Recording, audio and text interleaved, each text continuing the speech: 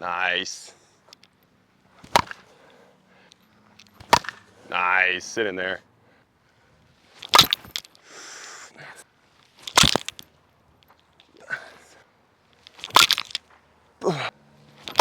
I'm good. That's the good one, Dan. Woo.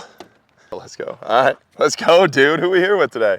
Doug Novosad out of, I don't know, northern Colorado, you could say. A little bit everywhere. And we got this, where are we at today? What is Longmont. this? This is Longmont? Longmont. Centennial field, little baseball field they have here. 330 to the corners, 350 dead center. Great little complex. Yeah, Doug and I actually tried to record one of these. It was last year at this time, right? This was before the Just Keep Swinging page was even a thing. I just wanted to make a BP video with Doug.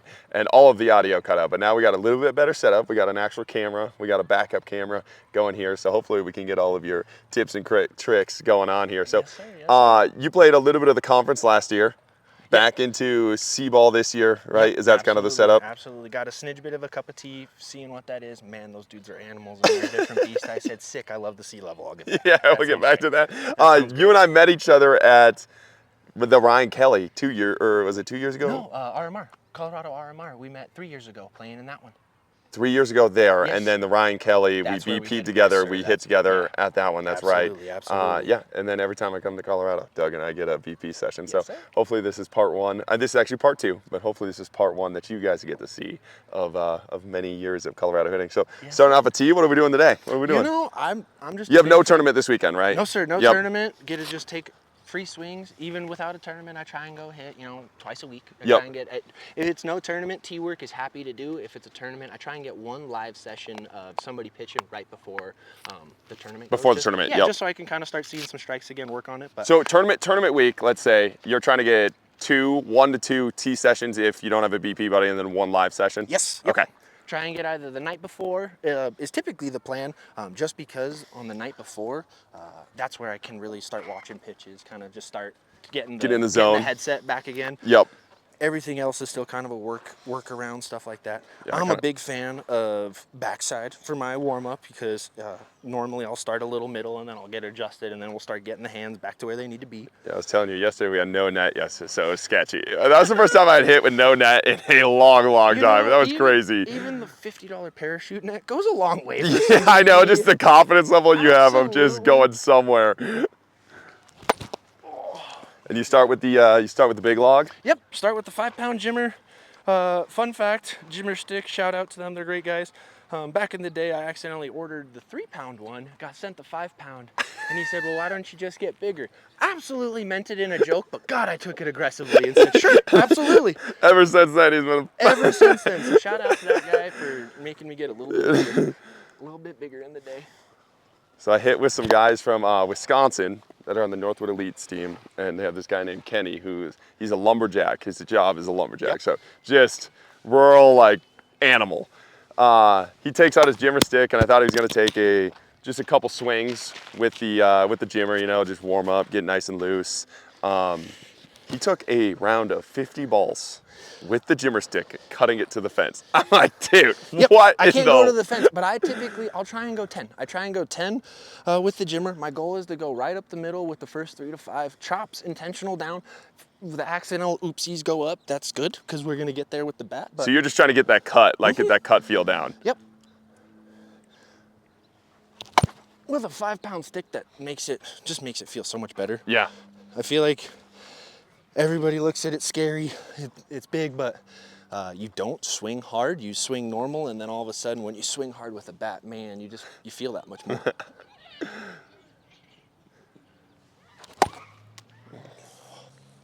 And you just had state just like we did. Yes, sir. We both got double dip together. Let's go, baby. Dang it. The double dip brothers over here. I was coming back off of some personal stuff, so I didn't really play as much. I was in the coaching role, I would say. Man, it hurt. We took a run rule from the hill. Thought we had all the momentum. The team we ran rule came back, double dipped us twice. What do you do? We also 15 ran our team to go into the ship undefeated, and then they came back on a tear, just like you said, and it was just trying to battle for our lives. Our first game was close, though. Our first game was ended up being 3 runs. Bottom of the 7th, we had the hammer. We were down 3 runs and just didn't manufacture. Our first game, I think think the team snuck that one out. You know, a 12-9, 8 a.m. or 9:20 game. So it was our first game of the day. The team we played second game. We ended up getting one of the buys in the tournament, so that helped us. But also, I think hurt us because we never just got to. We got a 3-game hill, and there's that. We had the same exact setup, dude. Fourth game, we just never got hot again. And yep. Or fourth game, we ended up losing in the 7th with the home run left as a C team. Can't really do that. You're supposed to win that situation. So how many home runs did you guys get? 5. 5. Okay. We did well enough to keep one to the left. 19-21. Got 2 guys on. Oopsies. Just didn't. Guy didn't hit the home run in the situation he should have. Leadoff hitter. Knew he could have. Had belief he could have. Oh, that'll do. Yeah. Then the second game we got into it, and they put up 14 in the first on 2 home runs, and then like 15 in the second on 1 home run. It was a boat race from there. The game we 30 run the team. Yeah. No, 20 run them. They came back. We put up 19 in the first inning, 11 in the second inning. Yep. We were at 30 runs before the end of the second, beating the team 30-4. We blew our load for sure there. I could safely say it. I can safely say. Yeah, we did the. I think. So I've come to a realization.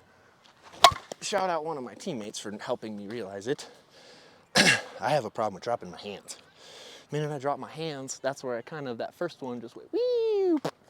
So I've got to realize my shoulders and my hands got to stay lined up high. Lined up high to get down on that ball. And do you start with them higher to fix that, or do you just focus on bringing them up throughout the swing? So that's, my hands naturally come up just a little bit through there, but I was noticing they were coming up way too much and there was just a lot of movement going on with them. So I had to eliminate the hand movement. I like to come just down through the ball. I try and keep it flat and plain, but I also try and get a little bit of whip and a little bit of action to get that axe. Yep. Get the little bat drop. yes. Dude, I've been trying to play around with. You see some of those conference guys with that massive bat waggle, and I'm like, dude, the whip you get off it, it's like, it feels so uncomfortable. I get like a bat pump, but I don't get that bat. Nope, can't do it. And toggle they got going. Shout out Mike Nino. I'm pretty sure he's the one I've seen do it the best. I pitched to him in a sober home run tournament, CSNA, a couple of years ago. Yep. And I never really saw him get that much wiggle before. That was the first time I saw it. I said, oh man, that's going from bat, back, back, and he's just, the timing he has to do it. That's the reason why those conference guys are those conference guys, that's for sure. Yeah, I hit with Billy Pearson. He has the same thing. The head of his bat is like almost touching the ground before he goes. We're out a little early on it because we're trying to go to right field, but everything's to center, but that's okay. But yeah, I was asking about the hands because I kind of have the opposite. So like I was thinking for a long time, I need to start with my hands high because I'm getting underneath everything. But what I find is when I load, as I'm sitting, I drop my hands. So if I start high, I drop and get low, and then I go, and then I'm underneath everything. So the switch for me was start low, so I have to go high, and then I don't have time to come back down. And that was actually a really nice hack for me. That's why it's like I try to tell people, it's like that's why you got to figure out your swing and like figure out the thing you are doing, because if I tell you start low hands and you have a tendency of like having that a lot of motion, that's going to be the worst advice for you. Yeah, you got it. And if you tell me to start with high hands, that's going to be bad advice for me. You know what I mean? You have to understand what your swing does. Myself, I still play a little bit of hardball baseball from time to time. So in baseball, I've got a nice open stance. Softball, I've learned I get that nice, just a smidge bit closed, especially when cutting the ball too, because that helps me remain closed with the shoulders and the arms too. If I have an open stance, that's where my hands really are coming around and doing stuff. Staying closed helps keep the front shoulder down. Which I'm a big closed stance guy. Not having you just open, the openness going. Oh, see, and that's why I can't overlap. I'll practice when I'm doing my tee work to see how it feels. Yeah. I'm the same way, trying to get it into the repertoire. I was a big overlap guy until I started swinging the axe bats. And then I started swinging the axe bats, and man, the overlap just doesn't feel as comfortable anymore. Really? So I went back to knuckles aligned, letting that. So you don't do any overlap with the axe? Not with the axe. Not with my little pinky going down on this bad boy. I tried, That's what I do. So that's my grip is right now a pinky over. Yep. And like I've been playing around with the full like conference overlap, and it's a good feel, but like the control, I just lose that barrel control a little bit. That's the thing. They work on their craft. They'll go out there and they'll swing that. I don't know, probably 400 or 500 times, I bet you, before a tournament, Yep. somewhere in that ballpark. I'm just a big fan of getting the bad stuff out in BP too. And that's the thing, BPs don't have to be amazing. They can be things that you work on stuff and you get feeling better. The axe bat's not feeling good. That's exactly what I game, and that's okay. Go to the So that's what you've been gaming all year, the axe bat? Yes. Yeah. Been gaming them since, I mean, shoot. That's a 24 model, I want to say. And I bought two 24 models, and they're finally breaking now. They're fantastic longevity in life. I was gonna say, you get a bat that lasts that long and you trip. Dang, boy, that was a good swing. See, and sometimes it's wild. You have to get that, you gotta get that hand around, and sometimes if you're trying to do the cut swing, sometimes I just suck. I can't lie. What's your weekly ritual before a tournament?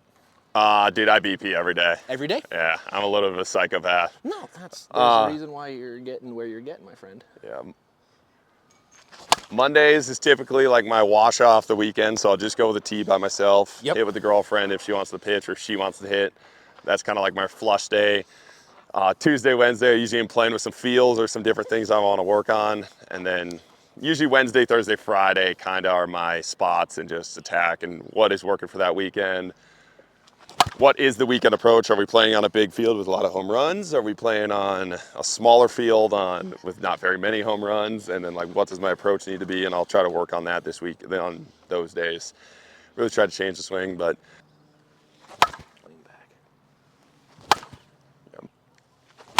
Dude, that. So typically the first 20, I do a lot of the whippy, I'll do a lot of the motion, I do a lot of the things to exaggerate a bunch of stuff. Yep. The swings are bad. They're not great. That's okay. Yeah. Because my goal is I'm working on that. I want to get there to be Getting a big feel. Whip. Yeah, get a big Yep. whip, get a big feel. So I'm I a big- over-exaggerate, and then probably the last 5 or 6, I've gone back to just the basic swing, getting on the back corner of the plate, getting my feet lined up right. The hands are a lot more quiet, but the swing's a lot more subtle. Yeah, And then it's shit, but that's okay. Especially off the tee, I'm a big fan of just trying to see if there's a new feel I can work on. And That's softball's such a feel game, man. Yeah. Especially when you're BPing through the week, when you find something that finally feels good, it makes a difference. And it's so funny too, because it's like sometimes that feel is the answer, and then sometimes that feel is just not the answer. And Yep. like, I think a lot of guys hold on to certain feels for too long. It's like, so I got a BP, like what's the feel that makes sense to you right now, and maybe not fight that as much. That's about the biggest thing. Even going back to playing C this year with a bunch of the guys, we have a lot of guys who came up from D to play, and they didn't know the difference in an effective BP practice. Yep. You know, they're just going out there swinging at every pitch, going out there just hitting everything, doing funky swings, doing jack swings, you know, the day before a tournament. And it's like, hey, why don't you see 20 pitches and only swing at those strikes? And then you're only going to swing at 10 balls, and then those 10 feel more like a game swing. They feel more, you know, acclimated. I'm a big fan of, at the end of it all, you know, doing some situations. Situations, we've been doing that. Some things through the head, just saying, all right, somebody's here, one out here, boom, backside gap. Let's go that way. Somebody's here. Hey, you know, it's when you get to the upper level, that's the situation where, all right, you can practice your bomb swings now. You can practice hitting those. Do your cut swing the entire time you're practicing, and then go get your free swings off 3 or 4 right at the end and let it feel great. Yeah, dude, and hitting a, like guys just free swinging, hitting bombs versus hitting a bomb under pressure or in a situation, those are two very different. 100%. Two very different swings as well that I don't think a lot of people work on. Nice swing. I'm a big component on just being my goal is to be a 700 hitter. I want to be the guy who gets on. I want to be the guy who's going backside for the leadoff hitter who just got on with a nice walk. Just moving dudes around until the end, and then, okay, you want to go hit it 310. I ain't got the power to go big time. Is there a bathroom open here? Yes, right over here. little blue building right here. I'm gonna go do that before we. Have at it, sir. Because I was about to say, you're up. Oh, done? You done? Yes, sir. Perfect, yeah. All right, we'll start off with a jimmer stick. We'll copy your approach. Oh yeah, this baby is heavy. It is.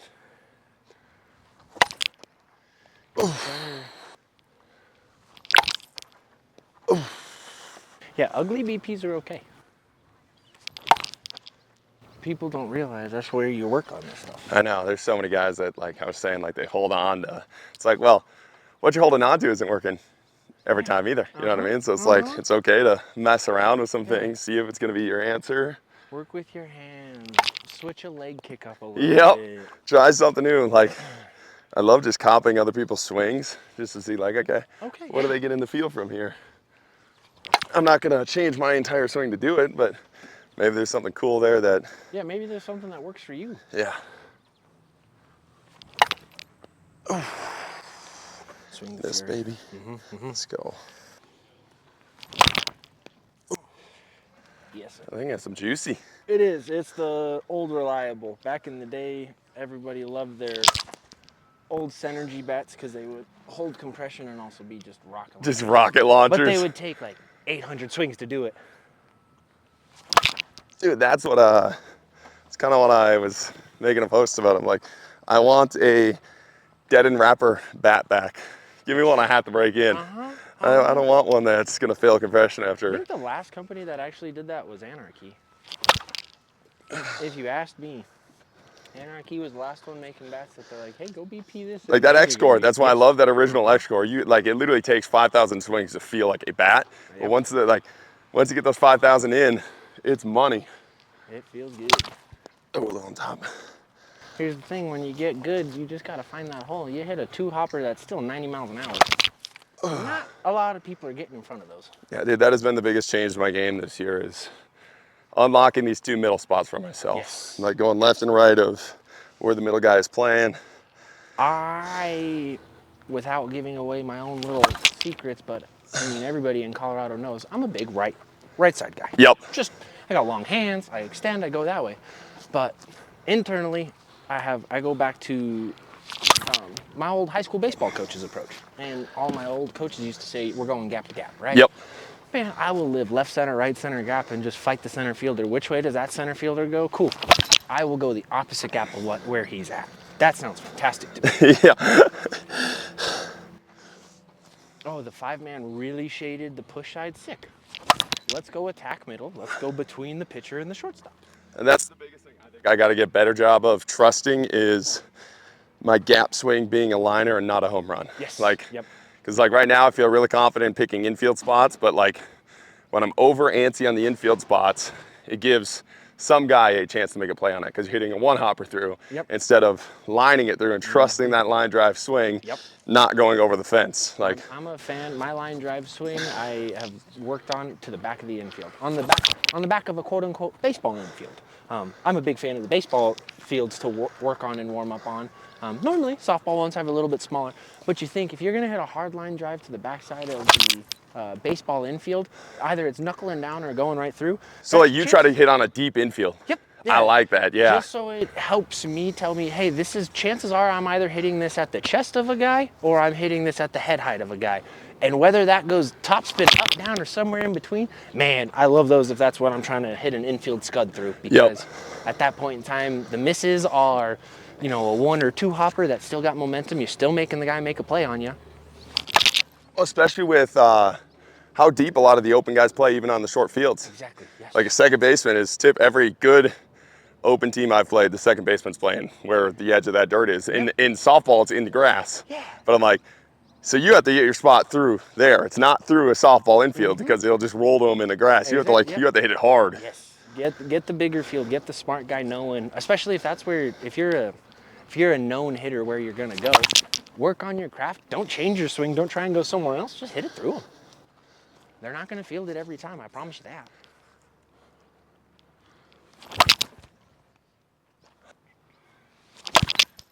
Yes, sir. See, that's that good line drive swing to gap.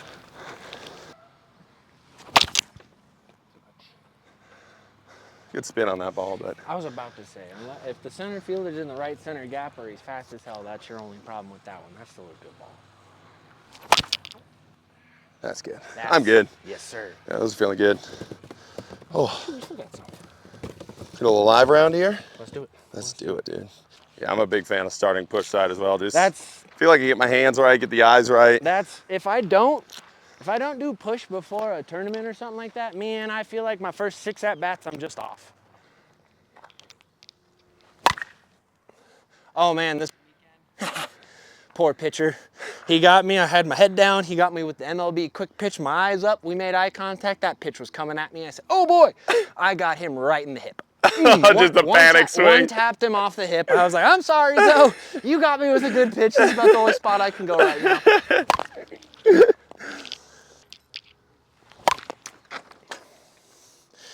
That's out every time. That's a big net for the big pitcher. I forgot them today. Normally I bring some safety cones because when I'm trying to go backside, I imagine this is the gap the pitcher's filling. So if I hit the screen, the pitcher snapped me off. Sometimes you get lucky, sometimes you don't. We're making this a good pitcher today. And then my goal is a 5-man cone, a second baseman cone. I kind of put some spots out there. So you take away a lot of the backside middle on this push side round. Yes, sir. Try to be precise.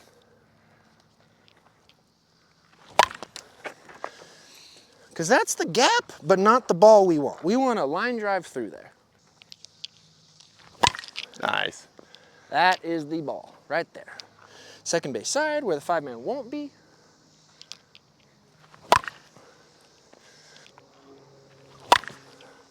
Typically, when you're attacking in a game, are you attacking line, are you attacking right center? Does it depend on the pitch? So if I don't have a strike, I'll go line. You'll go line. My goal when I'm going line, it's kind of, again, giving away my own hack. I'm not the best inside out line hitter, so I do a little baby drop step to get to the line. Okay. But I wait till the pitch comes and I make it a no-no. My plan, if I miss, I want it foul. I want to make sure I don't give anybody a chance to field that ball. Liner out. Yep. Yep. Nice. That one had some juice on it.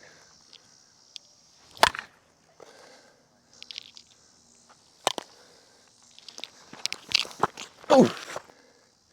Yeah, I'm not too picky. I'm more, when the strike happens, we're going gap. We want that right center gap. We want between those boys for sure. Yep. But if I can get that strike off, if I'm feeling it that day. If I'm not feeling it that day, man, we're going to the B hacks all day long. Yep. The get on base approach. Nice. Yes.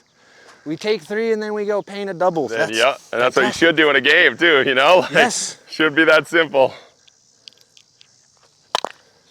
What's nice, that's a strike in some people's eyes, but I'm gonna imagine a good umpire, that's gonna be a flat pitch. Yep. In U-trip.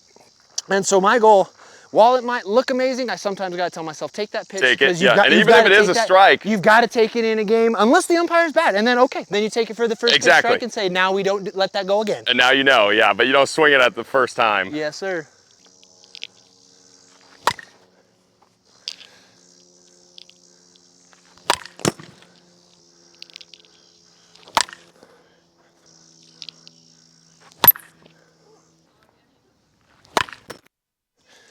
You got these? And we have a bunch I don't know if you, I'm A-okay ending on that. Yeah, a little backside here. Yes, sir. Yeah.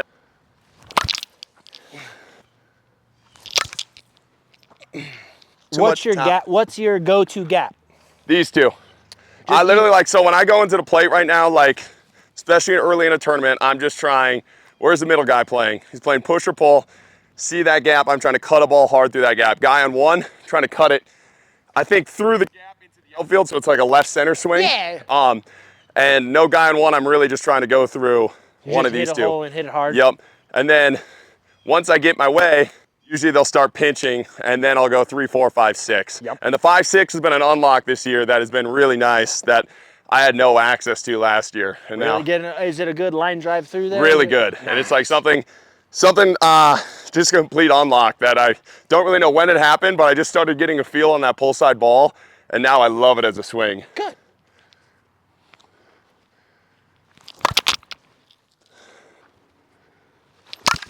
Oh! That could have been greasy there. Wow, good ball. A lot of guys will complain because they're like, it's BP, don't throw that. But I'm a big fan. As a pitcher, I'm going to throw my pitches that are still going to do stuff. So if we're working an outside portion, I'm going to throw the screwball that is outside that comes back in on guys. Yeah, I feel like that makes you better, right? Exactly. It's like, hey, there becomes the 10 swings at the end. Yeah, you're going to get your cookies and you're going to get your just to get the confidence going. But yeah, when I'm BP, and I love when pitchers are throwing me stuff. 100%. Try and get something to work on. Try and achieve something. Because that's the thing. If it's a good pitcher, they got to work on their craft too, and you don't just walk in there doing that, man. You Yep. work on it here. Yes.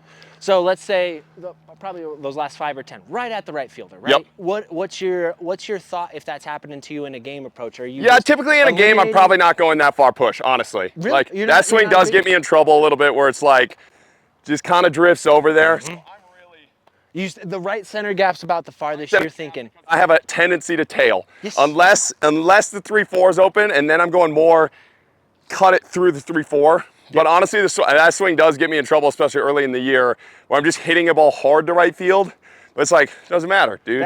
That's the same one I ran into where I was like, okay, this is where I learned. Now this is a 0-0 count. The pitcher knows where I want to go, but he throws me something ungodly far outside that is still a strike. Perfect. Let's go try and hit this down the line. Yes. If I miss, go foul. Tail away foul. If not, land right on that line fantastically. Yep. That's a 10% swing chance. It don't happen a lot. I respect that. Yeah, but typically I'll go more. And especially right there. Because you're probably considered a power hitter on your team. Yes, 100%. Yeah, so you don't need to do that. You just need to know where the gaps are and where your go ball is. Yep.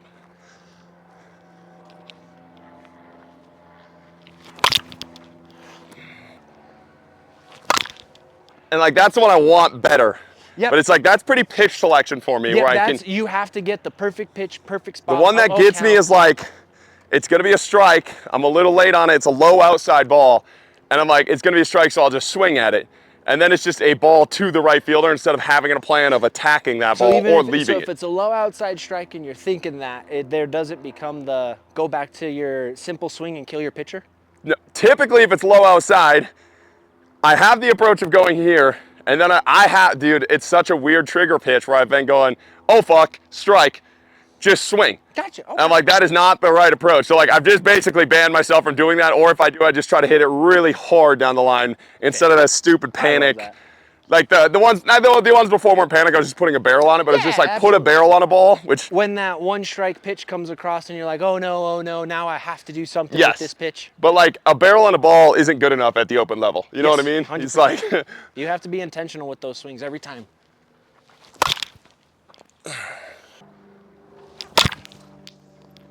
Are you ever an inside out opposite Love inside out. Swing? Yes. One of my favorite push swings. Like, honestly, it gives me a much better... Then I slice and I go to right center. It's a much better. And I usually don't hit those out. And Woodside was a big proponent of that because he's like, you can hit that ball as hard as you want and you're probably not going to hit a home run on that one. So like, you just go hard at it and get it the curve. I'm a big component of the inside out swing up the middle because chances are it's going right at, and then it's just tails away and you can hit it really hard. It doesn't have that elevation on it.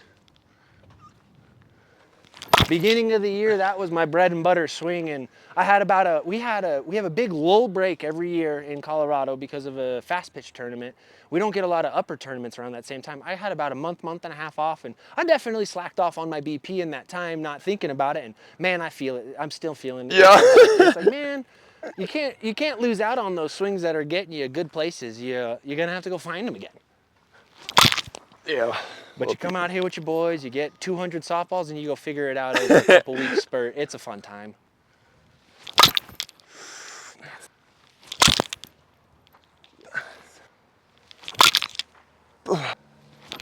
I'm good. That's the good one, Dan. Woo. A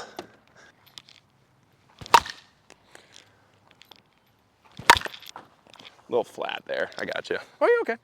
I'm intentionally trying to hit my first couple down. I want to find my cut spot.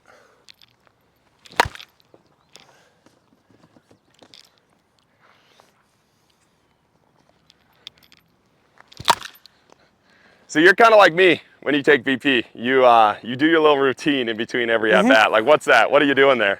And so I'm a 2 foot. I build a nice little base on my foot off the back corner side of the plate, and then I do 1 or 2 little leg taps just as it's my ritual, my little get right in the box. Yeah, but you do it in BP too, which I think just so many guys just like, I feel like that could improve your BP by just like taking your same approach you do. Like, so many guys just sit there and like just like. Yep. Like, the tournaments I go 600 or less, I have to do. Shout out to Ryan Garbe, Ryan Honeycutt, and Emilio Lovato. guys out in the Arizona or New Mexico, West Texas area, they're intentional with their BP to the point where they're swinging and running out the box. So Ryan Honeycutt, he's as great as he is because that man will go to 150 balls. Every ball is out the box. If it's in the infield, it's a hard single. If it's anything in a gap, it's a double. He is running them out every time, getting a workout in. That's crazy.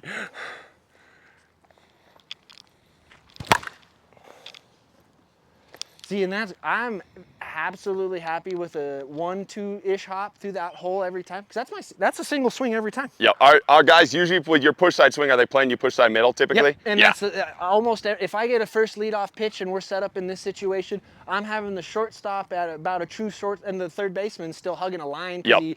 Every once in a while, I try and keep people honest with the line swinger too, so I just get a nice big old hole where I'm like, sick, let me go get a nice sharp single. Yep. I'm that jackass of a guy. I will never bat flip on a home run, but I bat flip a mean single through the infield every time. No idea why. No idea. And you always that far off the box? Yep. And that's just to set up the push side swing, get your arms extended? That's just because people have no idea where the hell I'm gonna go when I set up a yeah. Because I'm just intentionally long with my swings. If I want to go close, if I want to go backside, I just close my swing off and I just keep it closed, and I'm just intentionally lining up with about front spot of the plate when I land. If I'm going pull side, I just go attack the pitcher and I do the let me go long, let me end out here, and then be running down the line. So you're still able to reach that low outside pitch with this far off. Yep.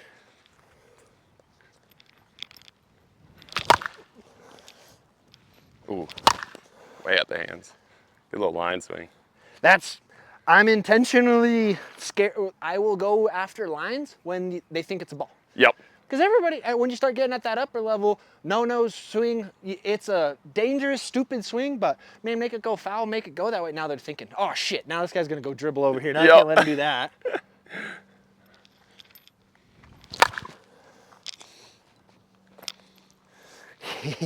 One of my favorites is because when I'm trying to go right field line, I do my little walk step.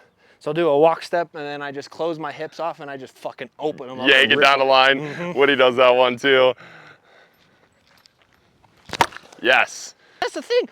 That third baseman, I want that at his toes. I don't want it anywhere. I want to make him fall on his feet. I want to get it just to his right or left. And oh my God, what the? Because they'll see you go that way, and they're going to take the one to, oh shit, and you got to make them stay true on it. Nice. I'm very particular. Everybody will tell you need 3 swings. You need an A swing. That's the big boy. Man, my A swing is a line drive over the infield somewhere in there. That's fantastic for me. My B swing is when I want to go gap or go, and I want to get ready for that situation. But that's only with 2 guys on. I don't ever want to do that with 2 guys on. 1 guy on with a guy in front of me on first or second, I'm always going to be going for a backside ball. Yep. Otherwise, let me take a walk. I'll go have a 700 on base percentage. I loved your video where you took the walk. I want to preach it. That's exactly what you do there. Nice, sit in there. Oh, sorry. No, you're good. Drifting. Everybody's like, oh, he's leaning. I go with the pitch. I'm stepping, I'm doing the movement because God forbid that's a good knuckleball pitcher or a good curveball pitcher. Man, the first ever conference at bat I got, I struck out looking because that man had a nasty knuckleball. I thought for sure, outside by, oh my gosh, I'm gonna go back. Just knuckle. Sean Jones, man, Bay Area Legends. He got me looking like a fool. And then the next ball, I made sure to go between him and the 5-man. I said, nope, I'm not missing on this one, sir. Let's get out of here. Oh, that was the one. Lately, about the only thing I'm really noticing I'm missing, when I go to stride, sometimes I'm swinging before my foot gets down. I gotta tell them that foot's gotta get down, otherwise I got no power. Nothing to go off of. I get right down into the ball. Nice. Yes. That was sweet. You worked across that front side hip really nice there. Got into it. Nice swing. Good little knuckle piece there. Extra fun. Oh, and that's okay. You want another one? Or you good? Huh? No, that. There. That should be a good 5-6. I get one opportunity to try and be that guy. If I'm not that guy, sick. Go back to what you're supposed to do. Go back. Hard line drive through the infield. Sick, right away, sir. Yes, sir, right away, sir. Egos kill softball in every aspect. All right, little pull side here.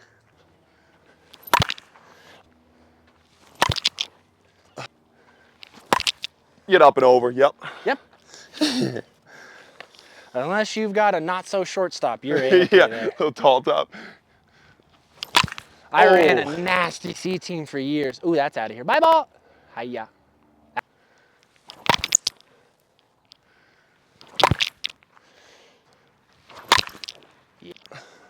That knuckle piece is crazy. God, that was a great swing. It's a little late right now. Yeah, I was about to say, it looks like your bat head is about the thing that's late. It feels behind on everything, yeah. That's Oh, better. that one wasn't. That's why we talk about things. Yes, you got the people who are mad when somebody is quote unquote correcting them or criticizing them on a bat. No, they're just your teammates. It's so dumb. So dumb. You can learn so much from somebody watching your swing. 100%. And the guys are like, oh, I only want to hear it from this guy on the team or that guy. Like, no.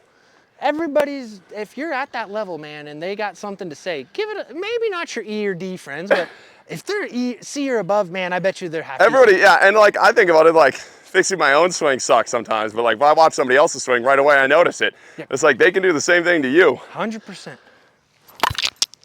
I promise you.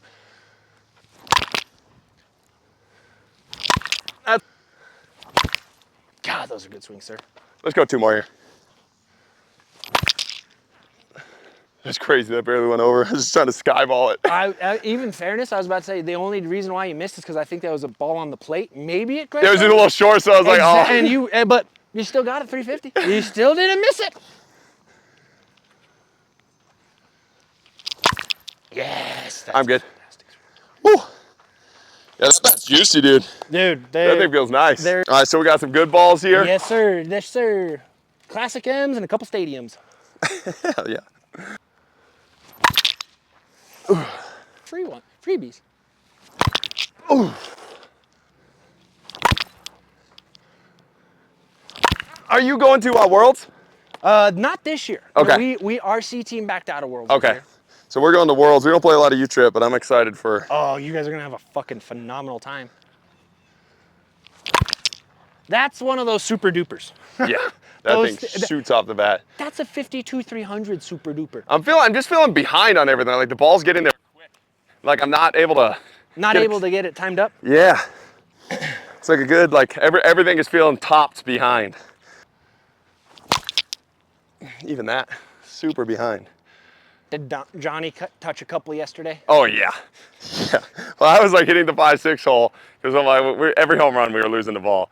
And it's like, he knew the risk when he brought him, go hit some. He's a psychopath. Yeah, we were touching some balls yesterday. Johnny goes out with a lot of the old senior guys too, so they got a little bit of fuck you money. And yeah. Some of the seniors around here, I'm like, what did you used to? Oh, I'm a retired Lockheed Martin engineer. Oh. He's got that juice. There we go. There's your stadium. Oh, freaking finally hit one.